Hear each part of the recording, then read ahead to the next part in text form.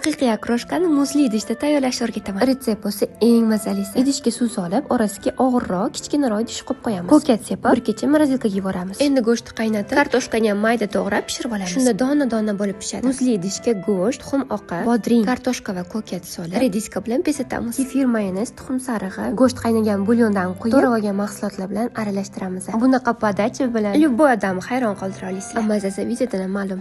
O'tgan safar chiya haqida qoldirgan videoim 3 million prosmotr bo'ldi. Chiya ichib ozmadim. Sen nega odamlarni aldayapsan? Chiya ichishni to'g'ri ko'rsat, bo'lmasa sudga beraman degan kommentlar ham keldi. Chiya urug'lari bu superfood hisoblanadi. O'shaning foydali xususiyatlarini ChatGPTdan o'qib tushunsangiz bo'ladi. Ozishda bo'lsa, chiyali puding oshqozonda ishadi va shuni hisobiga sizlar kam ovqat yeydigan bo'lasiz. Qachonki nafsiylarni tiyib, to'g'ri tarelka qoidasiga amal qilgan holda, juda ham kam miqdorda ovqatlansanglargina sizlar ozasiz. Endi ko'ngillarni keyin qilib zavtrakka kelinglar.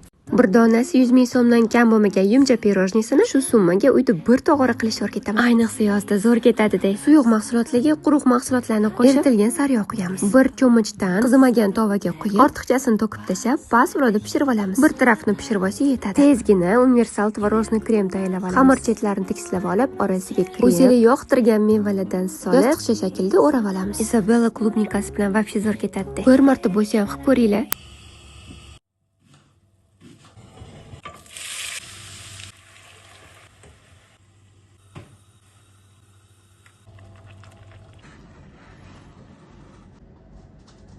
Aynan shu Bounty retseptini necha yil deganda qidirib topganman. Torti fishkasi bo'lsa shu kremida. Qaymoq, quyultirilgan va quruq suv, sariyog' solib qaynatamiz. Gazdan olib, issiqligida oq shokolad va kokos qirindilari qo'shamiz. Shokoladli ko'rish uchun tuxumni shakar bilan ko'pirtirib, suyuq va quruq mahsulotlarni qo'shib, pishirib, o'rtasidan kesib, kokos suti shimdirib, mazali krem bilan to'ldiramiz. Bir kecha xolodilnikdan so'ng ustiga shokoladli ganash quyib, kokosdan sepamiz.